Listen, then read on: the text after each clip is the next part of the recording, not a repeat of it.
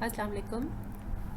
We have already covered the course and branches of median nerve in the hand. Now let's talk about the injuries of median nerve in the hand and its various disabilities.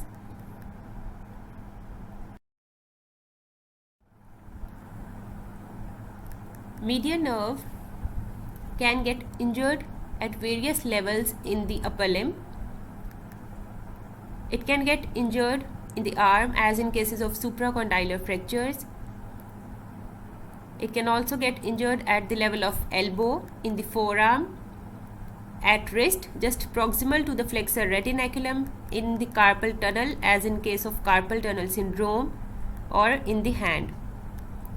We have already discussed the median nerve injury at the level of elbow, in the arm and forearm. In today's lecture, we will talk about the injury of median nerve at the level of wrist, in the carpal tunnel and in the hand. Before going into deep discussion about the injuries of the median nerve in the hand, let's have a review about the course and branches of median nerve in the hand. Talking about its motor supply, median nerve supply 5 muscles in the hand, 3 thenar muscles and the lateral 2 lumbrical muscles, or you can say lumbrical muscles of the first 2 digits, that is the index and middle finger. And talking about the sensory loss, it supplies the palmar surface of lateral 2/3 of the palm of hand and lateral 3.5 fingers.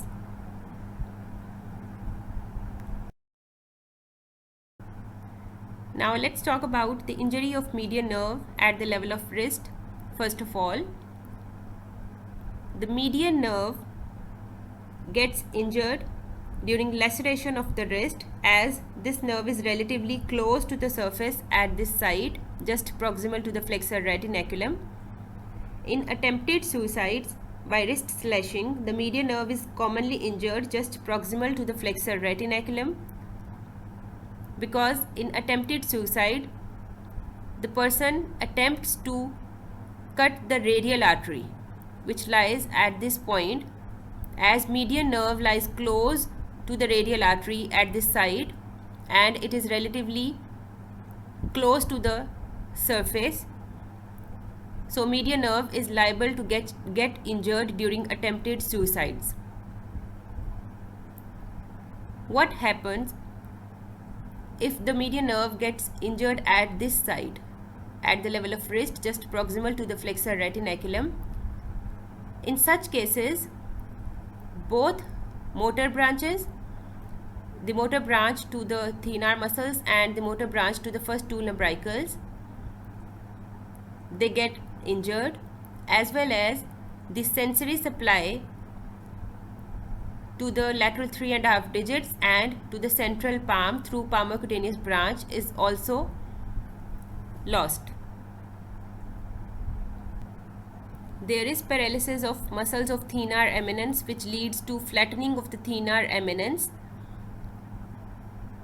There is inability to oppose the thumb, and the thumb is adducted and extended with limited abduction. This condition is termed as ape hand deformity, as the thumb in this condition resembles the thumb of an ape. In addition to that, there is paralysis of the lumbricals, which leads to clawing of first 2 digits. What is the mechanism of clawing of first 2 digits in this condition? As you know, lumbricals are responsible for flexion at the metacarpophalangeal joints at this site and extension at the interphalangeal joints. In cases of paralysis of lumbricals, there is no flexion at the metacarpophalangeal joint. The metacarpophalangeal joints, they become extended, while the interphalangeal joints, they become flexed due to unopposed action of flexor digitorum superficialis and flexor digitorum profundus muscles. which are unaffected as they receive their nerve supply at a higher level from the wrist. These muscles are unaffected and their contraction leads to flexion at the interphalangeal joints and the resultant clawing of first two digits. In addition to that, we have sensory loss over the central palm and the lateral 3.5 digits as well in cases of injury of median nerve at the level of wrist. This is an image showing clawing of first and second finger in case of median nerve injury due to paralysis of the first two lumbricals. And here is an image showing the sensory loss in cases of median nerve injury at the level of wrist. These are the muscles which get paralyzed due to injury of median nerve. These are the thenar muscles and these are the first two lumbricals. And this is an image showing the ape hand deformity, in which you can see there is wasting of the thenar muscles.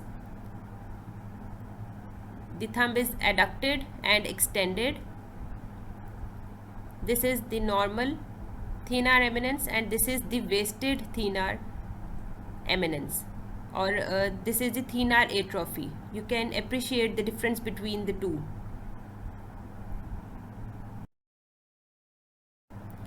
Now the most important site at which the median nerve can get injured in the hand is within the carpal tunnel. We have already discussed carpal tunnel syndrome in detail in my previous lecture, which was on the bony skeleton of hand.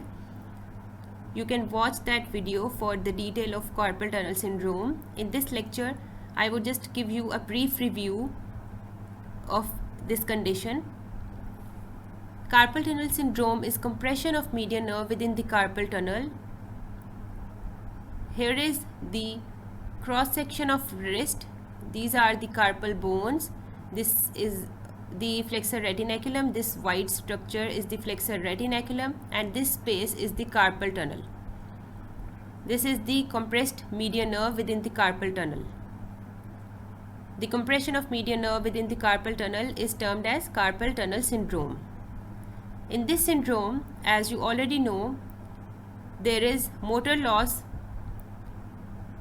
of the thenar muscles and the first two lumbricals, and there is sensory loss in the lateral 3.5 digits, but the central palm, sensations over the central palm get spared as it is supplied by the palmar-cutaneous branch of the median nerve, which arises in the distal part of the forearm, and it does not pass through the carpal tunnel. The palmar-cutaneous branch, it passes superficial to the flexor retinaculum.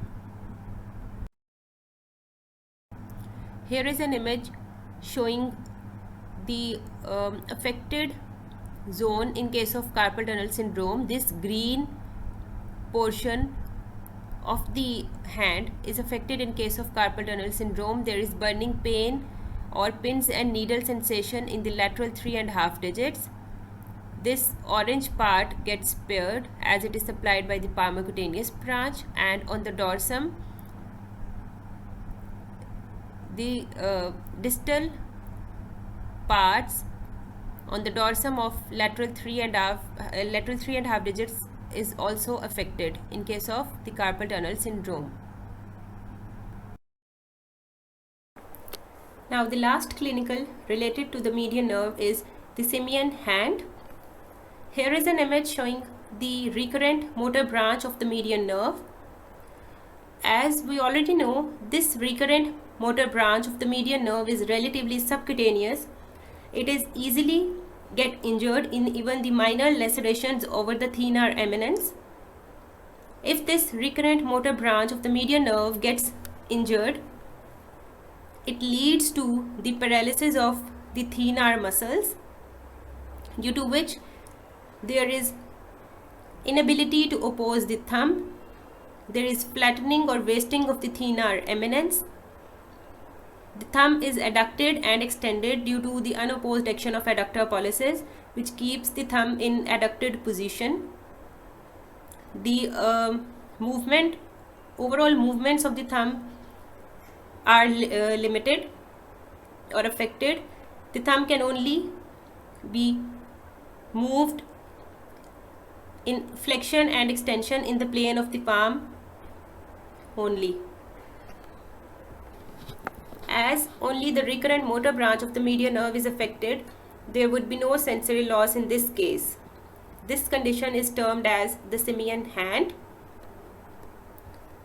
That's all about the clinicals of the median nerve in wrist and hand.